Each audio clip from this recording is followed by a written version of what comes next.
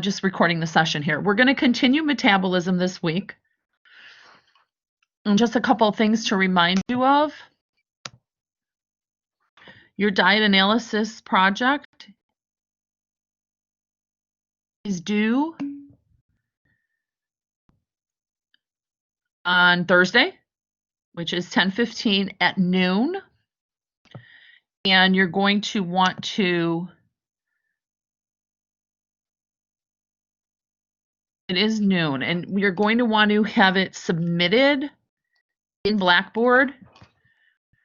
There is a link in the left-hand column. I've showed it to you numerous times. It's called Diet Analysis Direction and Summary Submission. So the diet analysis is due at noon Thursday. We will have a flyer due later this semester. The flyer is due, I'm looking online for the due date right now. The flyer is due November 5th. And that's also due at noon. And then your final exam is December 15th, and that is also due at noon. So you guys have 3 things that are due at noon. The diet analysis, the flyer, and then the final exam.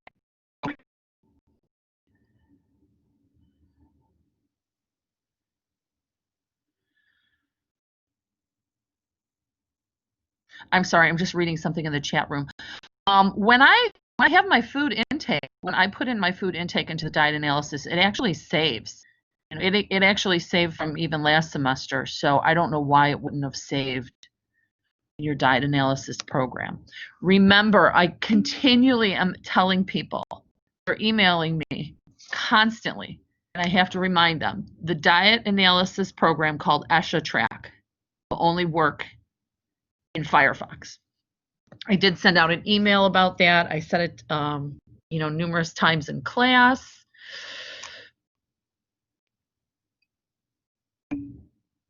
Yeah, I don't know why, Patty, it's not saving, because, even when I show you guys my HTH120, it has stuff in it from months ago and from when I began using it like a year ago. However, just as a reminder for the diet analysis project, you're going to submit 2 things. Your summary, which you can use my template for, and your combo report.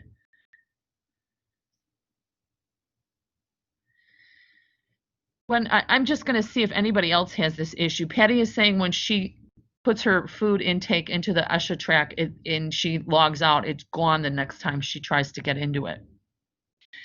Does anybody else find that problem, or you just haven't gone in and done that? I'm going to share my screen to see what I got going on in mine.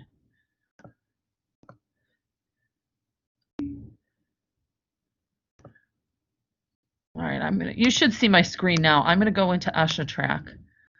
I just want to double check you don't have to click this button. Oh, because I'm not on Firefox. Hold on, guys. I'm not on Firefox.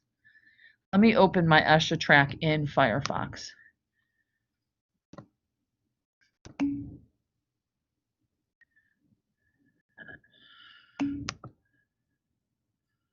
It's just going to take a second. And I'll check back in the chat room in a moment. I'm just going to say it out loud. Thank you. Yeah, the little server not authorizing, it comes up on mine too. And then I obviously have to, restart it because I can't go back or forward because it's going to be the same thing. And then that's where my problem is.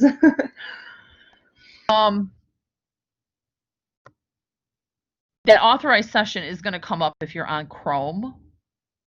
No, Chrome doesn't even work for it. It's only Firefox that works on my computer for HTH120. Right, that is correct. I'm trying to see. So I have foods that are saved from October 1st. And if I go back, I'm just going to wait till last minute because I feel like it just keeps having that same little problem. Yeah. Well, you could do that, certainly. I'm just going to try to check and see if maybe there's a save button that we're overlooking. I just don't know what dates I use this. Let me check something out here.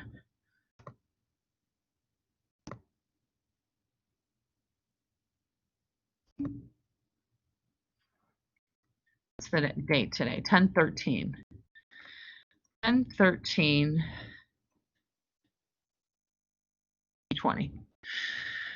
Okay, I'm just going to put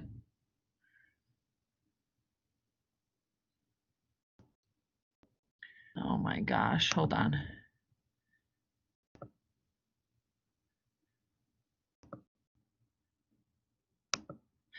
Ten, 13, 20. I'm just going to put an apple, which I just finished eating. Are you hitting save each time? Yes, I am. I'm sorry, I can't be more help then. I really don't know why it wouldn't be saving. The only thing I could say is I can email the tech developer of Esha. That would be No, the honestly, technology. That's why I was just like a little stressed about the due date because I was like looking for it and I was like, oh, like it'll just give me like a few extra hours till the end of Thursday.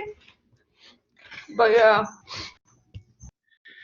Well, you got 2 days.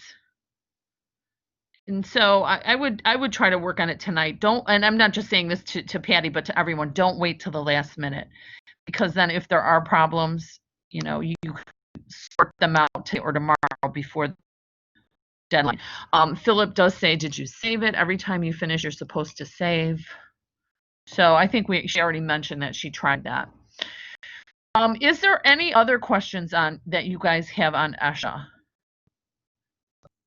Make sure you're logging your exercise and activities. Make sure when you do your intakes, you're also logging water. Otherwise, it's going to tell you that you're way under for water. I have one question when it comes to plugging that stuff in. So like, what about like almond milk? Because I do put like almond milk into my oats. I did list that, but I'm not sure if you want like all the little extra ingredients in there that you put, for example, like almond butter, almond milk. I would, but again, it's your choice. Okay. But the more specific you are, the more accurate the results will be for you to read. So I would do it.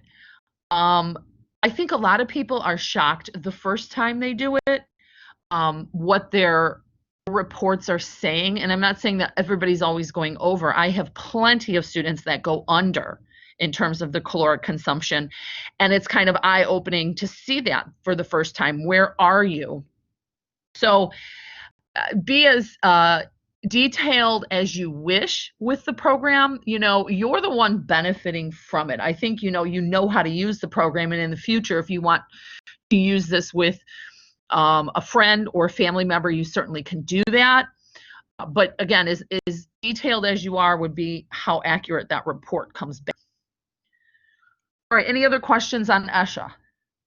So what I did with water, instead of entering water 8 different times, I just entered the total number of cups I drank for the day. And you could do the same thing with activities. If you go for a couple walks and you just want to enter it as one item, you can do that and just add the points together, add the minutes together. So you're submitting 2 things, the combo report, and you're submitting, you're submitting your summary, which you can use this last link. It says diet analysis template. You can use this as your summary. This last link. It'll download a Word document. You type right into that. Okay. No other questions on Esha or diet analysis. So I do want you guys to start thinking about your flyers. I know that you're probably consumed with the diet analysis at this point, but after Thursday, if you want to put your proposed topic for your flyer or brochure in this link, you click discussion board, and it's the first link in the discussion board. It looks like 3 people submitted topics since I last answered here. But what I'll do is I will read your topic, and then I will respond back, yes, this is good, or give you a suggestion to make it more appropriate topic. For instance, if you do put a disease, say you put cancer as your disease, I want to make sure that most of the information you write about is about foods and nutrition. So I might approve a cancer topic and say, yes, this is fine as long as you define what cancer is, but focus most of your paper on food and nutrition. Because sometimes, in rare cases, people might omit, even though they're in a nutrition class, they may say, oh, well, I'm going to talk about skin cancer, and they talk all about what it is, and it's a great flyer and brochure, but it doesn't talk anything about food and nutrition. So we don't want you to lose points by omitting the focus of the class, which is about foods and nutrition. I actually had someone do smoking one time, and I mean, it was a good flyer, but I mean, I can't give that points in a nutrition class. So if you want to do foods to help you stop smoking, I would approve that. But we want to remain aware that we're in a nutrition and foods class. So whatever topic you choose for your flyer, most of it has to deal with that. Okay?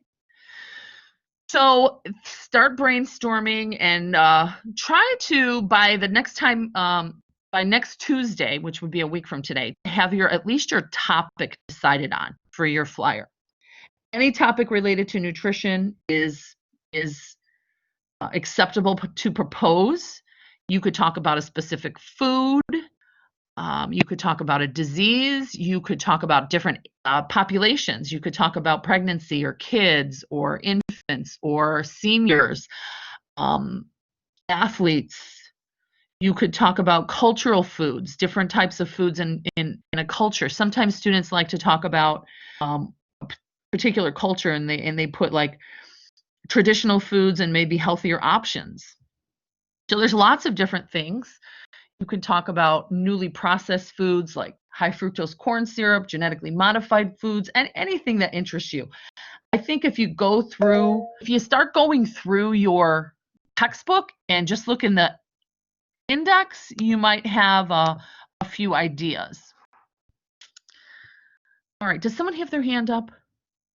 Patty. Yeah, Patty. Sorry for any background noise, but like when it comes to the topic, so what is the overall goal? Like, are you pretty much trying to make a flyer on like a food and then like a disease and then like making like a better goal, or like what is like the overall like? It's like think of it as a research paper that whatever topic you pick, you're exploring in your research how foods and nutrition are involved in that topic.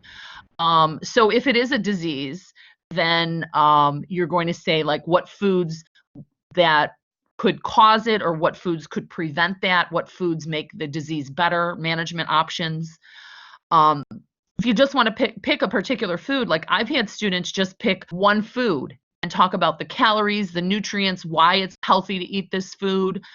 Say somebody picked avocado, they could talk about calories per serving, nutrients per serving. If there are claims that it helps with particular diseases, you could do that. I was gonna do like why you should eat every color like of like, for example, fruits and vegetables. Would that be like something okay to do? Sure, that would be perfect. And you could talk about the different colors and what nutrients might be in that. Believe it or not, specific colors of food, for instance, orange, they contain a lot of vitamin A. So that vitamin actually is what gives the food its color. So if we eat a variety of colors, we would also be getting a variety of nutrients, not just maybe too much of one and not enough of another. So that would be a good topic, yes. I'm checking back in my chat room. Yeah.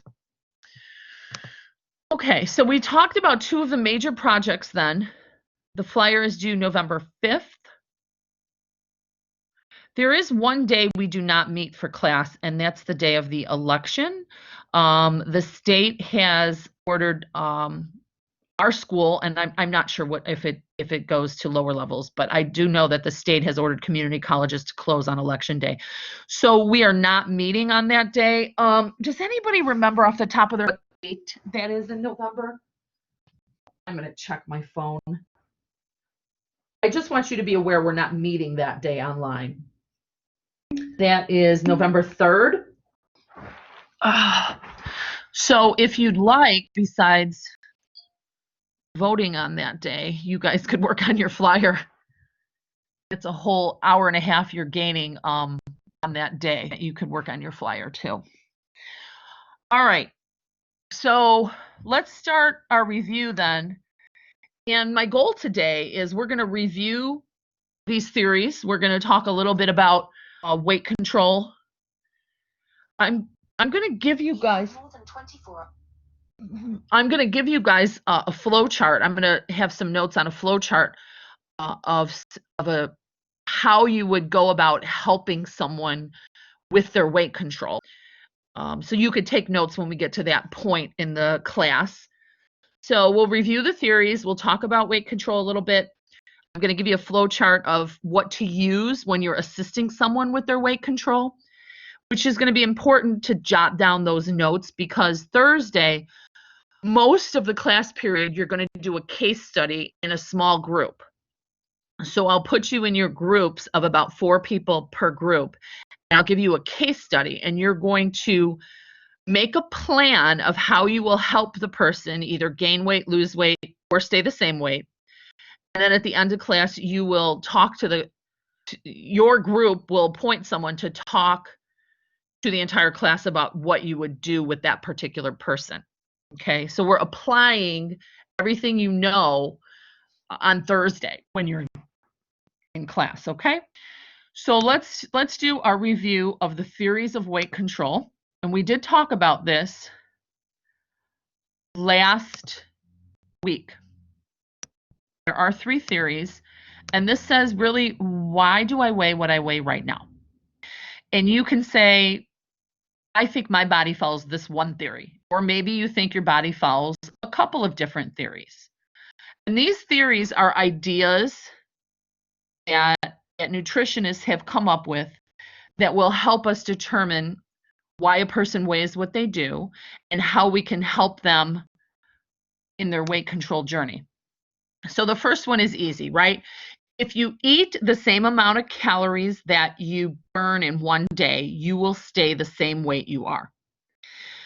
Now, I want you to recall what your metabolism was that you calculated in class last week. We all did a math equation.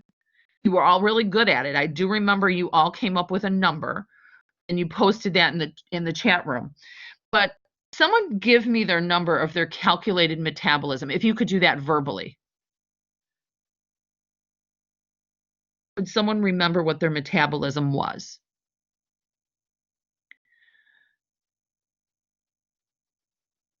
Anybody? You have to know this, guys. Okay, and there's 3 parts to your metabolism, remember? We calculated your basal metabolic rate by multiplying your weight in kilograms by 24. And if you were a female, we also multiplied 0.9. Then we calculated your activity by choosing an activity percentage and multiplying your BMR by that activity percentage. And then we calculated your thermic effect of food. We added those 3 things together and we got how many calories your body burns in one day. Who remembers what theirs was? Nobody. Mine was 3,133. Perfect. I'm going to write it down because I need an example. 2,338. Sorry, I was looking for it. That's fine. That's fine. Look for it. It's really important that you know what that number is. And so when you're working with other people and these case studies on Thursday, you're going to have to know at least how to calculate a metabolism. Okay. And so we use that basic formula in the textbook to determine let me go to this slide here, to determine your metabolism. So if you haven't done so, I think everybody in here did it in class, but if you haven't done so, this is the equation from your textbook to find your total metabolism, okay? And we know that finding our total metabolism is based on our gender, our weight, and how much activity we do, according to this equation. So let's say you did lose weight or gain weight. You would have to redo this metabolism equation. Let's say you're working with someone that successfully lost 20 pounds. I would say you need to redo this equation maybe like every month. I would certainly not do it every day or week. But if they're losing weight, their metabolism actually goes down, right? So you get a client maybe or a friend of yours that you're helping with weight control and they come to you and they're 230 pounds. After a month, they've lost 10 pounds. Well, redo this equation so that we are more accurate with what their metabolism is really burning in a day. There is a more detailed equation, and it is called the Harris-Benedict equation for those of you who are looking for a more accurate BMR equation. This equation, this is just for BMR. So, the textbook one said kilograms times 24. That was it. Your weight in kilograms times 24. That was the equation for the book's basal metabolic rate.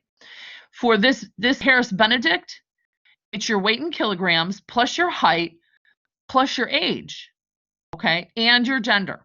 So this is a little bit more accurate. Again, it's optional if you want to do it this way. If you're really trying to help someone, it might be beneficial to use this, especially if they're a little bit older or if they're really, really tall or something like that, but it's more accurate than your textbook equation. So I do like to show that. All right. So we determine what your metabolism is, which means how many calories you burn in a day. And so a couple of our students said that their metabolism is 3,000. Okay.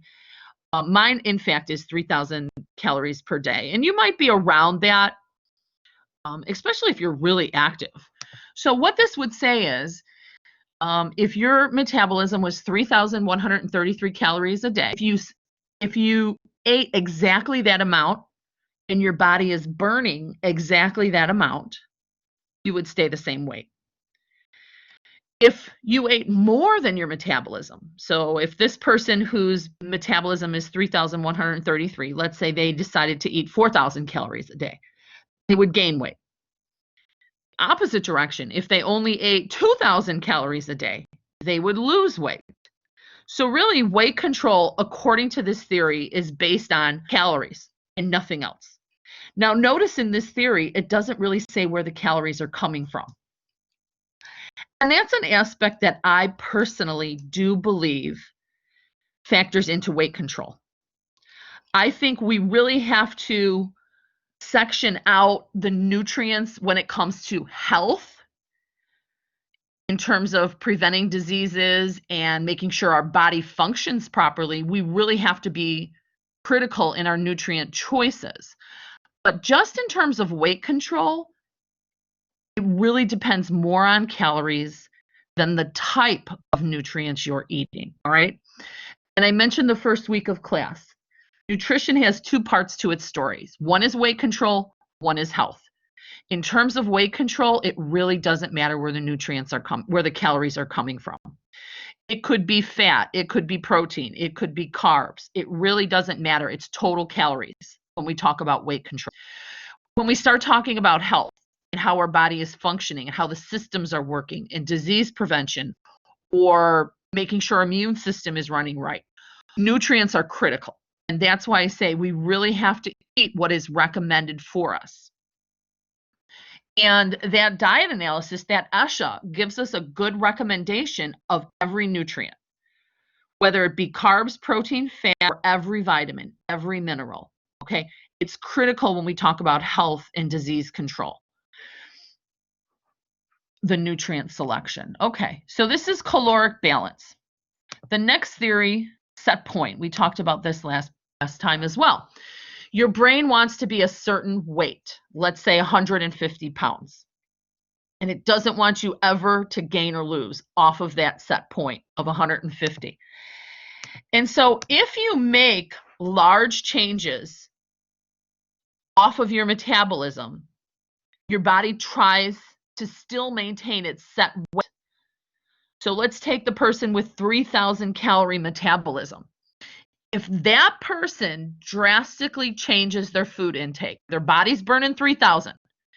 If that person decide, I'm going to eat 4,000, so that's really far off their metabolism, their appetite would decrease and their metabolism would increase so that they would stay at 150 pounds. So your brain actually manipulates your appetite and metabolism to try to stay at a certain weight. All right, and opposite that, let's take a person who has 3,000 calories a day metabolism. Their body's burning 3,000 calories a day. They want to lose weight, and they say, you know what? I want to lose weight. I'm only going to eat 1,500 calories a day. And this happens a lot. So they drastically reduce their food consumption. Their appetite would increase and their metabolism would slow down so that they don't lose weight. Their body wants them stuck at that 150. And this is really one of the reasons people have trouble losing weight, or gaining for that matter, is that they're not eating enough calories to keep their metabolism running at a good pace. All right. So what we want to do is, if we're trying to lose or gain weight, we only change the amount of calories you consume a small amount. Your metabolism is 3,000. You only want to change about 250, maybe 500, but no more than that. So a person who comes to me and their metabolism is 3,000, I calculate it with the Harris-Benedict equation. It's 3,000 calories. They want to lose weight. I tell them you need to start eating 2,800 calories a day. So I'm reducing their intake only by a small amount. And this way, your brain doesn't really perceive that as a change, and it won't slow down your metabolism. It won't cause your appetite to skyrocket. And you can stay on that for a long period of time. The same thing if someone wants to gain weight. I often see this problem too. Person wants to gain weight, their metabolism is 3,000 calories a day. Number one, the reason people can't gain weight is they're simply not eating enough calories. Maybe this person is only eating 2,000 calories a day, and they're coming to me and saying, I can't gain weight. Well, you can't. You're not going to be able to gain weight if you're not eating slightly above your metabolism. So a person wanting to gain, who comes to me with a 3,000 calorie metabolism, I'm going to tell them eat about 3,400 calories a day. So I go up a little bit, but not a ton, because I don't want their metabolism to speed up, and I don't want their appetite to decrease. So I change, but only by a little bit. Any questions on set point? It's really the theory that we're going to use in our case studies and when we go through our flow chart today. We talked about genetics a lot, and I do refer to the book because there is a ton of information about genetics in your book. And if we recall, our hormones and our brain really control a lot of what we weigh. And, you know, the genes that we're given from our parents have a large control over that, but we can still make small changes. And then our environment plays a huge role in what, on how many calories we consume, and therefore, you know, what our weight currently is. I don't know did I mention you guys how fast food restaurants really try to trick us into eating more? If you think about the colors of fast food restaurant, they're like their little slogans. No, I don't think so. You don't think what? That like you told us about it. Well, I haven't heard about it yet. Oh, okay. So if we think about like McDonald's, what color is the M, the McDonald's sign? Do you guys know? Yellow? Yellow. And then do you recall the outside of it if not? Red? Red, right. So almost all these fast food places, if you think about it, I know Burger King does it. I'm not sure about, I don't really go to these places very often, but apparently what psychologists tell me is yellow influences your brain to eat and red influences our brain to stop. So these colors that they're picking for their signs would tell our brain, like psychologically tell our brain, stop here and eat. So they're trying to give us, you know, these companies hire psychologists to try to get us to eat more. Not to mention they put in there some addicting foods like high amount of salt, high amount of fat. Sometimes they put in that hot sauce, which can be very addicting. And then if, you know, we crave those kind of foods if you eat them often. And the other What hot are you talking about? Sorry. What is it?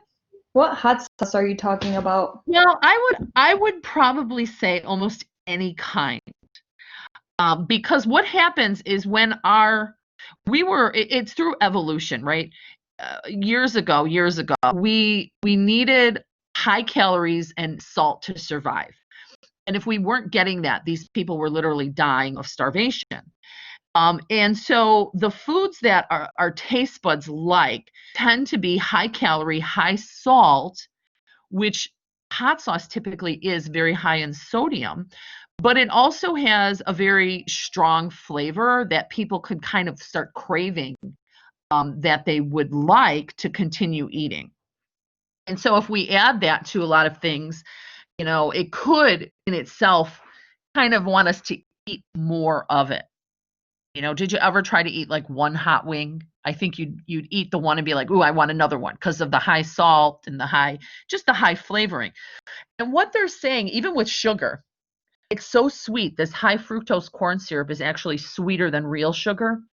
When our taste buds get a hold of these high flavor products, high fructose corn syrup and hot sauce and lots of salt, then if we don't get that flavor and we eat something what might be considered more bland, like fruit and vegetable, we don't like that as much, right? Because we've gotten used to this, sensation of a powerful flavor that our taste buds don't like celery anymore or apples anymore. It just doesn't taste good to us because, we're getting used to too much sugar, too much salt, or this hot sauce kind of flavor. How do you adjust back to that? Like once you start like creating all those bad habits, how do you like get back on your feet again? Well, it just takes time, right? It takes, I would give you a couple, and you guys need to brainstorm with me on this. I would give you a couple of options here. It does take time to get rid of kind of that addiction of taste on your taste buds, of the salt and the high sugar things. But then maybe you could replace it with other flavors that aren't as negative on our health. When that would be other types of spices or herbs. I really like this spice. It's called curry. So I put that in a lot of stuff, and there's no sodium in it, but it's just different flavors. It's got, I think, like turmeric in it. They have different kind of herbs and spices in it. Try to experiment with those. But it does take time for your brain to kind of clear out that high flavor and then start to kind of readjust to tasting something which we might consider a little bit more bland, like apples and oranges or broccoli. But it's something to think about even when you guys start having kids, is if we gave a kid a choice between a bowl of blueberries and, maybe like cheddar potato chips with a lot of salt in them. The kid, even without knowing the impact on its health, is going to go towards those more highly addictive foods because of evolution.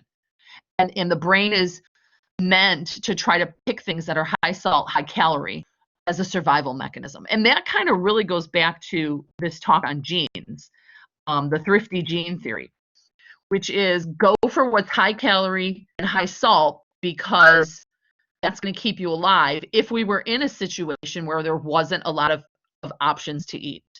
Well, we don't have that really anymore. We typically have more than we need in terms of calories. But here's a trick, and I told this to someone a couple of days ago. If a kid sees a slightly older child picking a healthy food, they're more likely to pick that healthy food too. So these kids look at slightly older peers and they want to do what those kids are doing, because it's called something vicarious learning. It's called, I want to do what people I kind of look up to are doing. So if you could find a slightly older kid and get that person to eat something healthy in front of the other children, those kids are typically tend to choose that healthier food option too.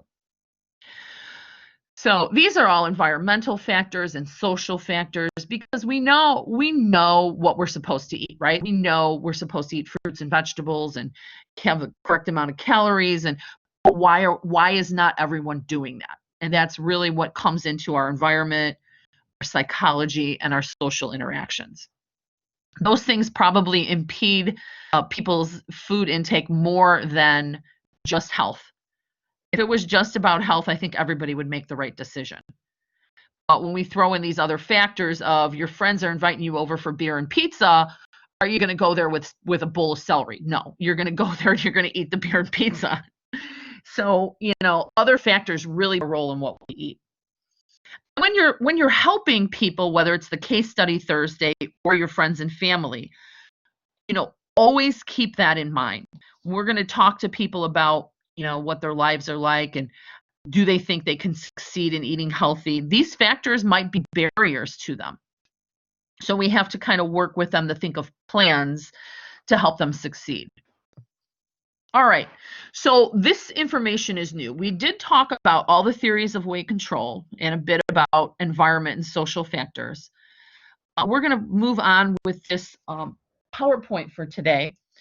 And this is how much weight could you safely lose or gain in a week? And what they're saying is about 1 to 2 pounds per week is what we can healthy lose or gain. 1 pound equates to 3,500 calories. So if a person negates 3,500 calories, they would lose 1 pound of body fat.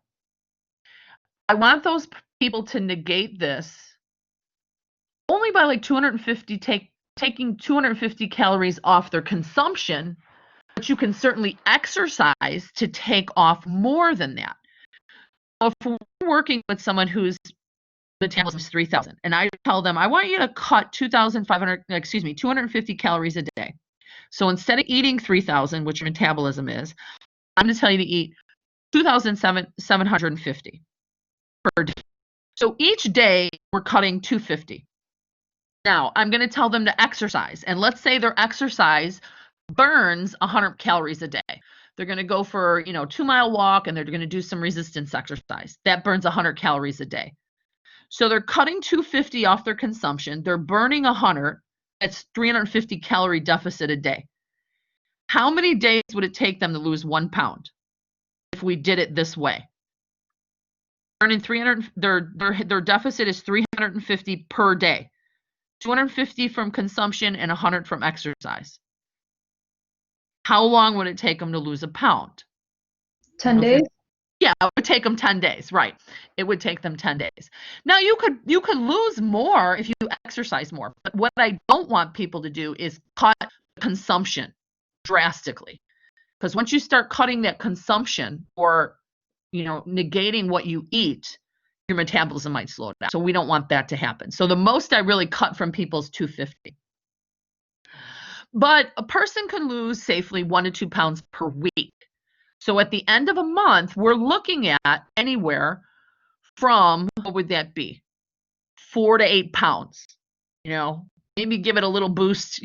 Most people lose around maybe 8 to 10 pounds a week. 8 to 10 pounds per month. Per month, if we follow these regulations. All right. Now here's health risks of obesity, and I'm going to show you a video from the CDC in a moment. There's a lot. I'm going to go to the end here. I think that's the last one, sorry. So people come to us as healthcare professionals and they say, well, I have high blood pressure, which is hypertension. I have high cholesterol. I can't get pregnant. I have depression. I have arthritis. Again, not every case is due to food and nutrition, but a lot of it is. So we could look at their food intake, we could look at their metabolism and see if we can help them by choosing healthier foods, by eating the proper amount of calories a day, by eating the proper amount of nutrients per day. And some of these problems, maybe we don't eliminate the problem totally, but we make a big change in how severe it is. Unfortunately, in our society, what happens is people don't change until they have the disease. A lot of people don't try to eat healthy and exercise until they get diabetes or until they can't sleep at night because they have sleep apnea.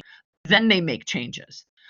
I would try to advocate to you guys. You have the education now in food and nutrition.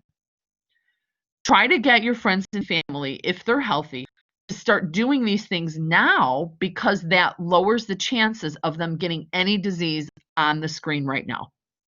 Okay. And if we teach them good habits when we're young, they're more than likely to keep them their whole life and potentially not get these problems. But we don't want to wait till we're sick to make changes. So for weight loss, for helping somebody lose weight, we're going to reduce their caloric intake slightly off of their total metabolism. So you can use the textbook equation or the Harris-Benedict equation, but you got to be able to use that math equation to figure out how many calories their body burns in one day. If we don't know their total metabolism, we can't help them because we don't know what to tell them to eat. We don't want to guess and say, well, everybody should eat 2,000 calories a day. That's totally inaccurate. We have to figure out what their body is burning for them based on their weight and their gender. If you want to be more accurate, the Harris-Benedict equation based on their weight, gender, height, and age. What is their body burning? We want to help them lose weight. Take off 250 from that. Tell them this is the amount you're going to eat. Whatever your total metabolism is minus 250, this is your goal. Then they can use a program like Esha Track or MyFitnessPal app to see what they're actually eating. And I think for some of you and your friends, you would be surprised. Some of you might not be eating nearly the same amount as your metabolism, or you're eating way over it. So we work with them on calories and then their nutrient intake. Then we need to talk to them about their exercise. Are they doing resistance training 2 or more times per week? Are they doing cardio exercises 30 minutes or more per day? What is sleeping like? Right? If you're not sleeping 7 to 9 hours per 24-hour period, then you're at a sleep deprivation. That will impact your weight. So we're looking for 7 to 9 hours per 24-hour period. I don't say per night because I know I've been a college student. I would only get like 6 hours a night or 5 hours a night. But what I would do is I'd take a nap, right? And so before I even did my homework at night, I had to take an hour nap. Otherwise, I would have a headache and I couldn't focus. So I would take a nap, then do my homework. So you could break that up, guys. If you're someone only getting 5 hours or 6 hours a night, and you need to add a small half an hour nap or whatever it is to try to get within normal ranges, that sleep not only impacts your health, your weight, but also your grades, right? Your ability to clearly think and pass your classes. You said 30-minute naps do actually impact your like your overall health. Yes, I'm aiming for you and all my friends here to get 7 to 9 hours every 24-hour period of time. So 7 to 9 hours of sleep. So whatever it takes to get you to 7, get it up. Is it true that back then supposedly like people are really meant to like live for like 8 or 4 hours and then sleep for that amount of time and then do it again? I can't remember which one it is for, but like aren't humans like, isn't that supposed to be like their actual sleep cycle? Tell me what that was again. I think you got cut off a little bit. Tell me what. So you know how humans like are supposed to sleep in like a full 8 hours? Yeah. Like back then, wasn't it supposed to be like be up for like 4 hours and then like sleep 4 hours and then like be up for 4 hours, like for like a net like a human without like obviously no activities or anything? You know what? I'm not sure. I've never read anything like that, but then again, I've never looked into reading anything like that, like through evolution. I honestly, I don't know. Did you see something like that? Yeah, I was reading it. I don't know, like some like interesting facts, I guess, one day, but like it interested me, so it was kind of cool, I guess. Yeah, well, if you find anything, certainly email it to me. I'd love to read it. But another idea for you or another student is if they want to do their flyer on how sleep impacts weight or how sleep could impact our food choices. That is a topic that you will find a lot of information. People who don't sleep enough tend to overeat in terms of calories.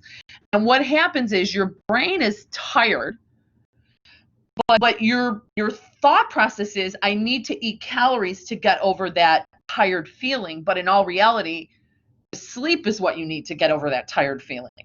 But for some people, if they're not willing or able to go to sleep, they start eating instead. So people who are at a sleep deprivation tend to eat more. They tend to have more cases of diabetes, a weaker immune system even, and their weight is actually higher. If we took a survey of people who aren't sleeping, their weight is actually higher than those people who are sleeping enough. So it's not like one individual person, because you might say, well, I'm normal weight and I only sleep 4 hours a night. It's not one person, but if we averaged it all out amongst a population. The question also becomes, I'm really going to guess here that most of you are young and most of you probably of normal weight, because young people tend to be of normal weight. And as we age, we start putting on more weight than our bodies should have. And that's because your metabolism does slow down as you age. So every decade, your metabolism will slow down. So you may be doing a few things on the unhealthy spectrum right now. Maybe you're, not sleeping enough. Maybe you're stressed out. Maybe you're eating way too much or way too little. And you're like, well, I'm normal. I'm not sick. The age is a protective factor. Once you get past 30, past 40, past 50, things start to go haywire with our health unless we really do these things. So keep that in mind. I also talk to my friends about stress. Everybody has stress. We're all stressed out, especially in today's society of 2020. We've got to worry about a million different things going on. And unless we have a stress management option, the stress will do havoc on your health, right? Not only weight control, but everything else. Stress is a primary factor with diabetes. It is a primary factor with heart disease. So I'm not going to say I can get rid of your stress, but what I can say is when you are stressed out, you have to have something you do that you enjoy. And that could be, what do you guys do for stress relief right now? What is your stress relief? Work out or organize. I love organizing. My kids laugh at me. If I get really stressed out, I tell them we're going to watch an episode of Hoarders on TV and then we're going to start to clean. And they're like, don't put it on, don't put it on. Every time I watch Hoarders, I have to get up and start cleaning. That makes me feel better then. So organized cleaning. What else do you guys, I hear some hands or some chat room, but I can't see it. What else do you guys do for stress relief? Just tell me verbally. Self-care too, I guess, like anything that involves taking care of. Say it again.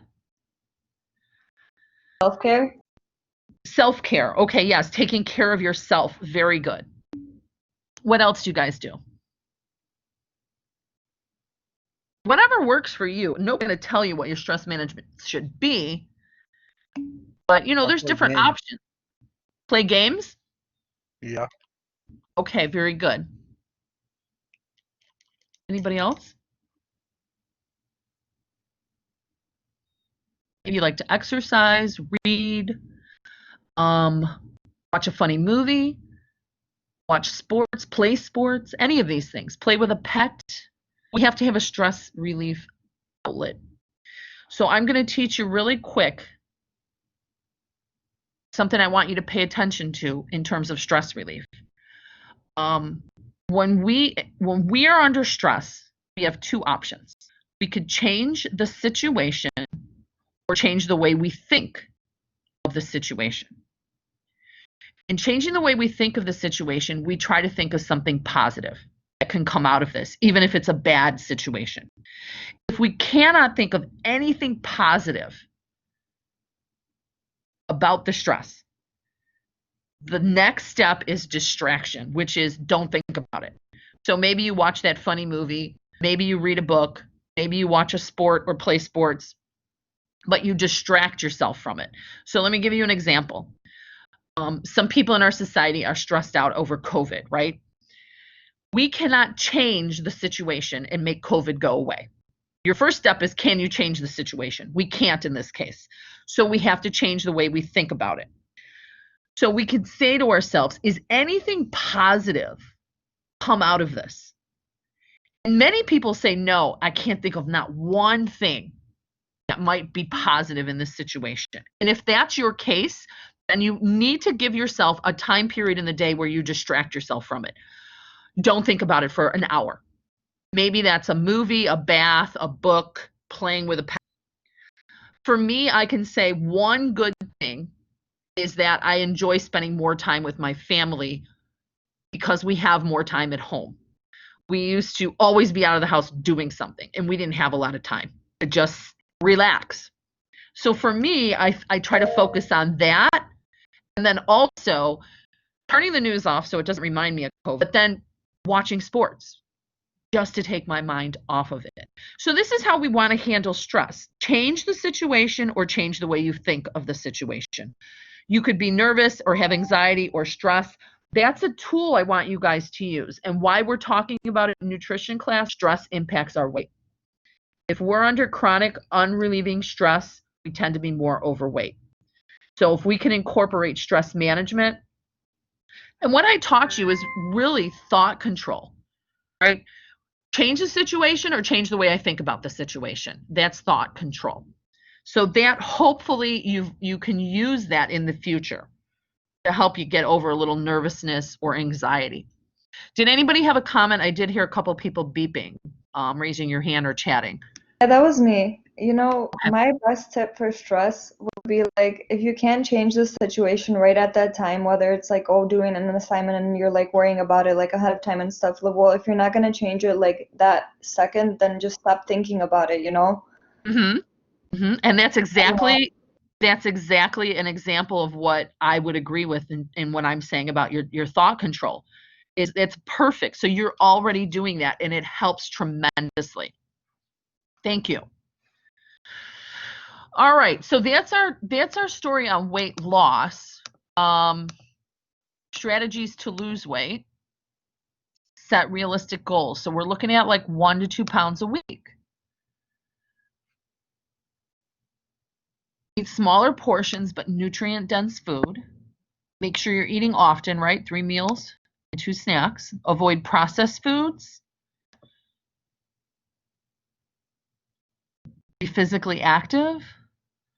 And then behavioral modifications are things like, what can I do to get more active? Can I take the stairs? Can I walk to a store instead of driving? Can I eat on smaller plates? Because, I tend to eat less food if I'm using a smaller bowl or a smaller plate. Those are all just like, kind of tips we can use. One big thing I can say, if I said to someone who wants to lose weight, the first thing I would ask you to do, eat the food, prepare and eat your food at home. Don't go to restaurants. That would be the first thing. And let's say it's somebody who goes to restaurants every day. I can't expect them to go from eating out every single day of their life to never eating out.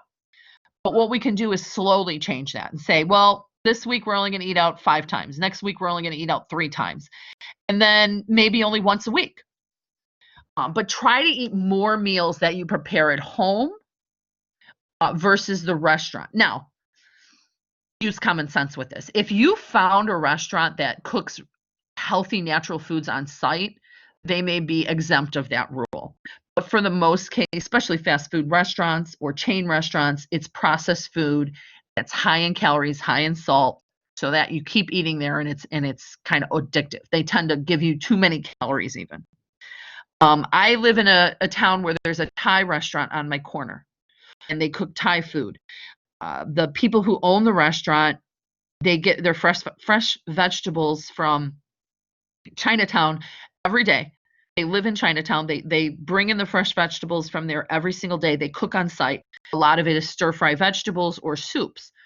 That might be an exemption from that rule of eating at home every meal, because it's fresh food and it's cooked on site, kind of like you do it at your own house. So if you could find a place like that, that would be a better option than obviously Pizza Hut or something like that. There are some controversial weight loss methods. I'm not going to get into this a ton, but do you know anyone who's had a surgery to lose weight or is using drugs or a supplement? Yeah, I actually heard of someone who's like, what's that like where they shrink your stomach surgery, the bypass? Am I Yeah. right? Am I wrong? Yeah. Where they shrink your stomach, like they got like a really bad infection. And then like with that, if you like don't do anything with the infection, well, there's like pretty much nothing you can do about it.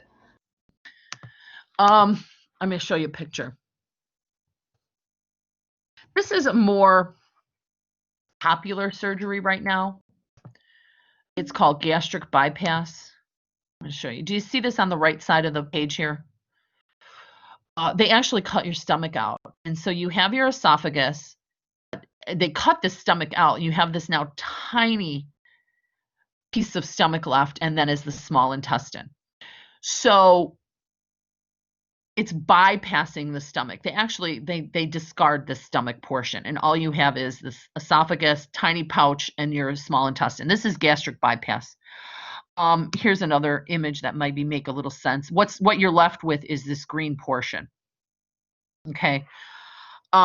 We have to, the doctors will critique this for at least a year before deciding to do it. This is not something you can walk into the hospital and say, well, I'm overweight, let me have this, and next week they do it. What will doctors do is really assess whether you could eat healthy afterward, whether, it's the pros and cons. What are the pros in doing this? What are the cons in doing this? If somebody is like 500 pounds and they have diabetes, cancer, heart disease, and they're going to die because they're morbidly obese, this might be an option, right? But we have to weigh the pros and cons. If a person's 220, slightly overweight, would we do this? No. We would just go the conservative method of eating healthy and exercising. I think this should be a last option, but then again, if a person is so morbidly overweight that they can barely get out of their house, maybe this is a better option for them than trying to lose 400 pounds. So we have to think, critically analyze whether or not this is an option for someone based on an individual person. It is risky. Who was just speaking saying that they had an infection afterward? Patty. Yeah, I've heard of cases. I do know of one case, a friend of my husband's mother actually died during the surgery. But then I have some friends that did this successfully and lost weight. I know of about 3 people that did it successfully and lost weight. A couple of them did it in order to get pregnant. They wanted to have a baby and they couldn't because they were so overweight. Again, it has to be personalized, and the choice has to be made, person to person, whether that's a safe option or not. Yeah, the person became totally like autoimmune because of like the infection she had. So if she like caught anything else, like there would be like, nothing that could cure her. Did it go away, or is she still like that? No, she's just like pretty much like in a box, like they obviously can't fix her infection because like they told her like to come in for like checkups, and I guess like she didn't. So Oh, wow. I don't know. Yeah, it's just kind of an unfortunate situation. Yeah, it is risky. So again, we have to weigh our pros and cons of what are the side effects if I do this, and do they outweigh the benefits, right? Or does the benefit of the surgery outweigh the risks? So that's the way we want to look at surgeries and things like that. So we talked a lot about being overweight, but there's just as many problems of being underweight. So this would be not having enough body fat. And that first one would be increased risk for an infection. You're going to get more colds and flus if you don't have a normal body fat. So for a woman, if you're in your low teens, or guys, if they're in their single digit body fat, we may have problems like you see on the screen here. So these people may want to gain some weight. Oh, I don't know what happened there. Hold on. So weight gain, honestly, the biggest reason people can't gain weight is they're not even eating their metabolism number in the first place, let alone eating 500 calories more than their metabolism. So that person who's 3,000 calorie a day metabolism, I tell them you got 3,500 calories a day. And that could be hard for them because some people really can't consume that amount. But that's what would need to be done. And a lot of these people who can't gain weight, their metabolism is super high from their activities. They may be burning 5,000 calories a day because they're so active. And so it may be hard for them to eat that amount. But that's the primary reason people can't gain weight, is they're simply not eating enough calories. So the ultimate goal, attain normal body comp with your healthy percentages of water, fat, and lean mass. So, we're talking about kind of like a flow chart. of how do I help someone get to the correct body weight. The first thing we're going to do, and you might want to jot some of these notes down. The first thing we're going to do is we're going to build rapport and communication with them. Talk to them about what their goals are. What is it that they want to do? Like, why do they want to lose weight? Why do they want to gain weight? How much are we looking at? And collect some data in terms of their demographics, right? We want to know their age, their height, their weight, where they live, what they do for hobbies in their spare time, what their job is. Those kind of things might play a role. I would say if you're running to help someone lose or gain weight, make sure they go to the doctor to get clearance, right? That they're healthy. We want to make sure they don't have any underlying problems that might impede us in terms of like blood pressure or cholesterol. We don't want to put them at risk, right? If they have really, really high blood pressure, and we're telling them to do some hard exercises, we might run into a problem. So we want to get medical clearance. Make sure they go to a doctor, make sure that they're healthy enough to exercise. It says fitness assessments. What is their body composition? Can we get them to do a body fat analysis with maybe an electrostatic impedance machine? I would always go with that, or a skin fold. If you can't, we could do height and weight or body mass index, but it's not as accurate. So I would encourage you, if you're going to help someone, maybe they could get it done at a fitness center, Triton's Fitness Center. If you're going to do this for a living, you might want to invest in one of those electrostatic impedance machines, which you could probably get for $20 or $30, or a skin fold. Then what we're going to do is a diet analysis and an exercise analysis. So in the diet analysis is what you did. You can use ESHA, enter all the foods you eat for 5 days. Go over every nutrient with them. Same thing with exercise analysis. What are you doing currently? And I'm going to critique that. Is there cardio? Is there resistance? And so we're doing the analysis, but then we're reading those reports. We're mentally, critiquing them. What could I change to make this person better? Maybe it's too much salt. Maybe they're not enough fiber. Maybe it's not enough vitamin, a specific vitamin. So you're going to make recommendations based off of the diet analysis and the exercise analysis. And then help them build a plan. When you're building a plan for them, we want to make sure that they're okay with that. Like that some of their favorite foods are in that, their favorite activities, their favorite exercises in that. I would never tell any of you, this is what I want you to eat, and then start writing down the foods that I eat. The person should help you build the plan. And we're going to investigate with them, what are healthy foods you like? And if we can't find any, maybe we experiment, right? And then the same thing, what kind of exercises do you like to do? Do you like to walk, swim, play a sport? We're going to include those ideas.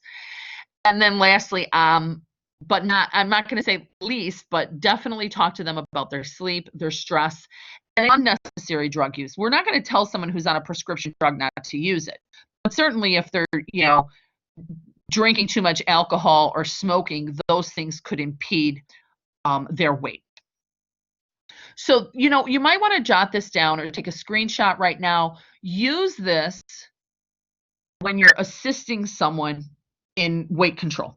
Use this kind of flow chart to help them.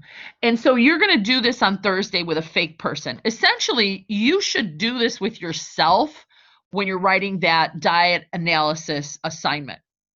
You're looking at your diet analysis, your exercise analysis, and making recommendations to yourself. What should I do in terms of food or exercise? Or you can include sleep and stress on that too. And Thursday, you'll do it on a fake person, this case study that I'm making up. I have 4 different case studies. You're going to work in a group with other people in class. Use this as a format. I wrote down, all about their demographics, their body comp, what they do for exercise. You're going to make recommendations to that case study. So this PowerPoint is in your module if you want to go back and use the PowerPoint. But that's a good method to help you assist someone to lose and gain weight. Okay.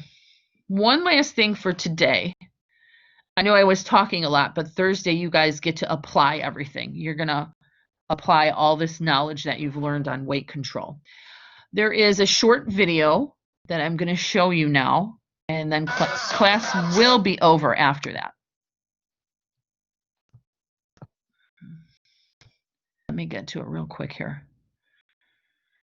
Obesity costs this country about $150 billion a year, or almost 10% of the national medical budget.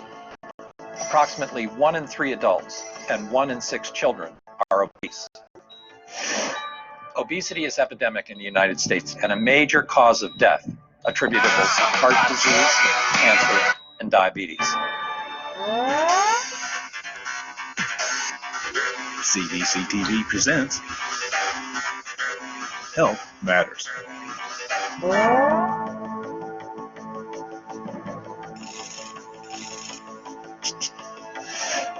At its simplest, obesity results from people consuming more calories than their bodies burn. But it's a more complex problem than that. People didn't decide to become overweight. Their weight gain is a consequence of complicated changes in the environment, where food is more readily available and opportunities for physical activity are lacking. Societal, economic, cultural conditions have all contributed to the rise in obesity. One contributing factor is the fact that the way we eat has changed over the last 50 years. Americans are eating more processed foods and eating out a lot more frequently. The foods that are offered in restaurants, snack shops, and in vending machines are higher in sugar, calories, and fat than what we typically prepare in our own homes. We are surrounded by food. We're constantly bombarded by it. We're consuming larger portion sizes and more calories than ever before. Another factor is that people who live in poor and rural communities may have less access to quality grocery stores that sell healthy and affordable options. In these areas, it might be easier and cheaper for residents to purchase less healthy foods and beverages. Other factors such as technology and the way we build our communities has influenced our lives. Both of these factors have left us more sedentary. Families must drive to work and school because it's often too far to walk. Many communities are built in ways that simply make it difficult or unsafe to be physically active. For many families, safe routes for walking and biking to school or play may not even exist. Getting to parks and recreation centers may be difficult, and public transportation may not even be available. And we spend a lot of time sitting in front of screens for work and for entertainment. Also, too few students get daily quality physical education in schools.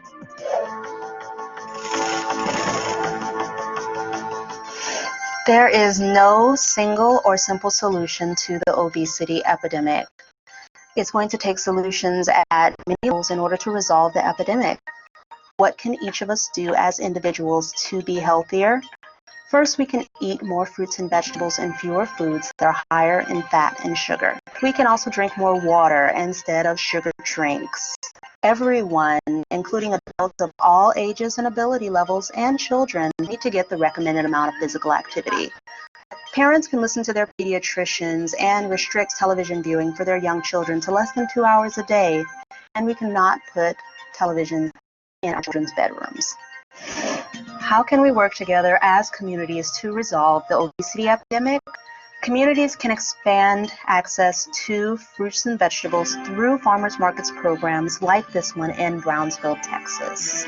The market was designed for the sole intent of reducing obesity rates and improving diabetes rates in our community. There's a wide range of people who come to the market from different walks of life. Low-income families who may not be able to afford some of the fruits and vegetables. The voucher program has been very instrumental. Communities can also advocate for quality nutrition programs and physical education in their school systems. One way to do that is through school health advisory councils. The School Health Advisory Council is something that doesn't cost any money, and it is relatively little amount of time, brings together a diverse group of people from the community and the schools. I like to be healthy because I want to be big and strong. because schools face so much pressure to try to do so many other things, the School Health Advisory Council is the perfect way for schools to achieve it. Local governments and communities can play an important role in developing environments that encourage and support active living. They can increase opportunities for physical activity by encouraging mixed-use development to allow for easy access to schools, businesses, parks, and grocery stores. They can implement traffic safety measures and crime prevention strategies. Building bike paths, sidewalks, and crosswalks will foster safe and easy access to more physical activity. States and local governments can provide incentives to existing markets to offer healthier food, and they can also provide incentives for new businesses to establish their supermarkets in low-income areas. The quality of the produce is much better, and of course it's expensive than at the corner stores, and this is very helpful to the neighborhood. I think to overall be a more healthier neighborhood. I had lived in Philadelphia all my life, and I had never was a market like this around here that we can walk to. That's a convenience, and on top of that, healthy foods. Employers can offer worksite health programs that offer a variety of options for their employees, such as this program in Austin, Texas. This used to just be a place to come to work and go home, and now it's a place where you can come and get in your workout and get in your support group for your weight loss. And instead of just going to the short order cook and having a burger and fries, you can have a healthier sandwich. And that's made a difference. In addition, employers can make it easier for women to continue breastfeeding when they return to work, because babies who are breastfed are less likely to become overweight later in life. There is no simple solution to the obesity epidemic.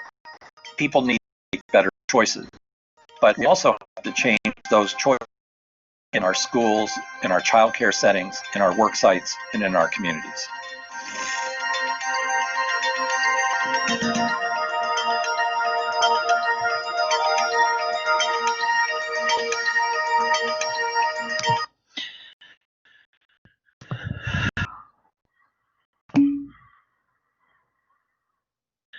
Yes, that is true. I have read a lot of research on that one. Babies who are breastfed are less at risk for being obese. And they think that the nutrients in breast milk are what is causing that. They're the proper nutrients, they're what the baby needs, and so the baby tends to not overeat. But that is some information that's interesting. Okay, class is over, guys. If you came in after I took attendance, raise your hand, and then the rest of you guys can go, and I will see you on Thursday. Okay, give me a second here. Kiana, you're good. Jalen, you're good. And Philip, you're good. All right, everybody else have a good day.